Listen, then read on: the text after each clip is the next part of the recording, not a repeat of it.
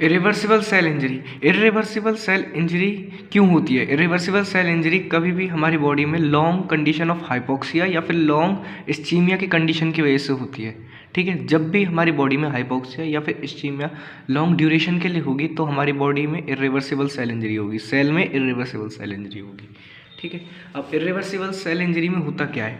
देखो, irreversible cell injury में जो सेल का स्ट्रक्चर होता है और फंक्शन होता है, इसमें डैमेज आता है। ठीक है, और ये जो डैमेज आएगा इरिवर्सिबल सेल इंजरी में, ये इरिवर्सिबल होगा, मतलब कि परमानेंट होगा। जैसा कि हम देखते हैं कि रिवर्सिबल सेल इंजरी के केस में जो डैमेज आता था वो रिवर्सिबल होता था, सेल वापस अपनी नॉर्मल कंडीशन में आ जाता था।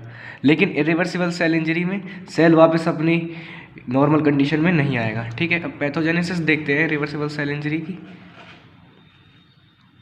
देखो, जो पहली जो चीज़ होगी वो होगी डैमेज टू प्लाज्मा मेम्ब्रेन। ठीक है, अब प्लाज्मा मेम्ब्रेन में क्या डैमेज होगा? प्लाज्मा मेम्ब्रेन क्या होती है? हमारी प्लाज्मा मेम्ब्रेन होती है बाइलिपिड लेयर। ठीक है, ये हमें याद रखना है, प्लाज्मा मेम्ब्रेन होती है बाइलिपिड लेयर। ठीक है, तो क्या होगा कि जो कैल्शियम आयंस है उनका इन्फ्लक्स बढ़ जाएगा सेल के अंदर।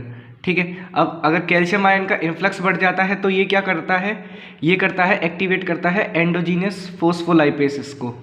ठीक है, अब फोस्फोलाइपेसिस का काम क्या होता है? देखो, फोस्फोलाइपेसिस एक एंजाइम्स होते हैं जिनका काम क्या होता है? ये जो बाइलिपिड लेयर होती है प्लाज्मा मेम्ब्रेन की, ठीक है, इनको तोड़ने का काम करता है ये फोस्फोलाइपेसिस। ठीक है, तो इंक्रीज्ड इन्फ्लक्स ऑफ कैल्शियम, जिसकी वजह से जो बाइलिपिड लेयर होगी प्लाज्मा मेम्ब्रेन की वो टूटनी चालू हो जाएगी, breakdown of bilipid plasma membrane. ठीक है, दूसरा जो होएगा वो होएगा एटीपीएस ऑल्सो एक्टिवेटेड। ठीक है, अब एटीपीएस कौन सा एंजाइम होता है? एटीपीएस होता है एटीपी को ब्रेक डाउन करने वाला एंजाइम। ठीक है, तो ये जो एटीपीएस एक्टिव होगा इसकी वजह से क्या होगा? Decrease synthesis of membrane phospholipids. ठीक है, तो जो ये बाइलिपिड लेयर टूट रही होगी, ठीक है, इसे दोबारा बनने के लिए जो एनर्जी चाहिए वो भी नहीं मिल पाएगी। तो सीधी सी बात क्या है, जो ये बाइलिपिड लेयर है एक तरफ तो ये टूट रही है और दूसरी तरफ ये बन भी नहीं सकती। क्यों नहीं बन सकती? क्योंकि एटीपीएस भी ऑल्सो एक्टिव हो जाता है। ठीक है, तो ये आते हैं हमारे डैमेज टू प्लाज्मा मेम्ब्रेन में, फर्स्ट पॉइंट। ठीक है, सेकंड पॉइंट है हमारा डैमेज टू माइटोकॉन्ड्रिया। अब माइटोकॉन्ड्रिया में क्या होता है?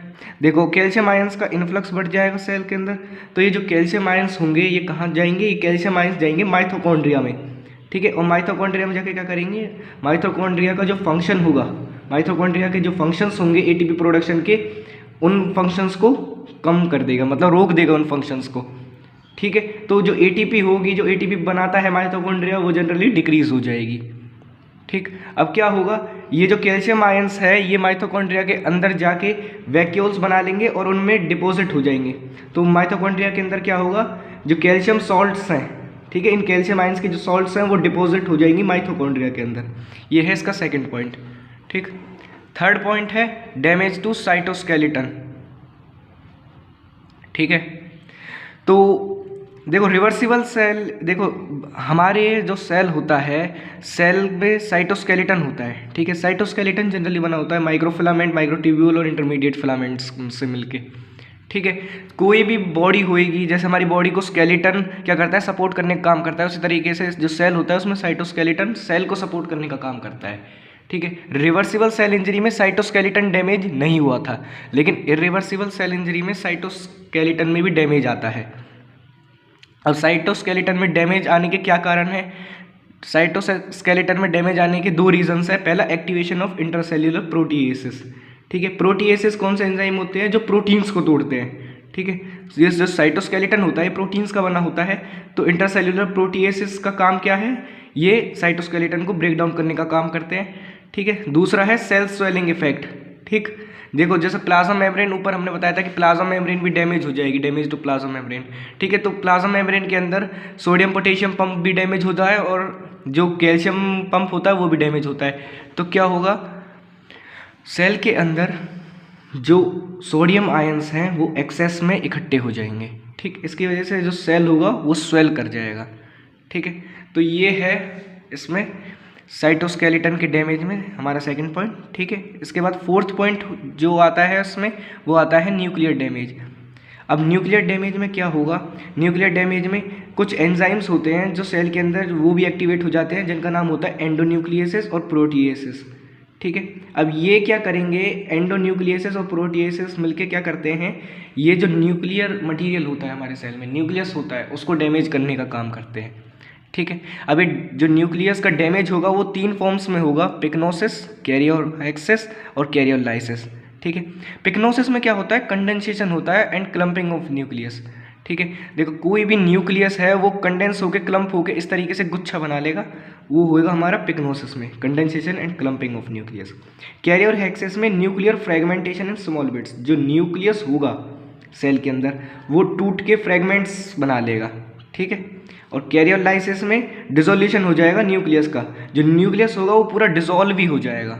ठीक है, मतलब न्यूक्लियस का कोई एग्जिस्टेंस ही नहीं रहेगा कैरियोलाइसिस में।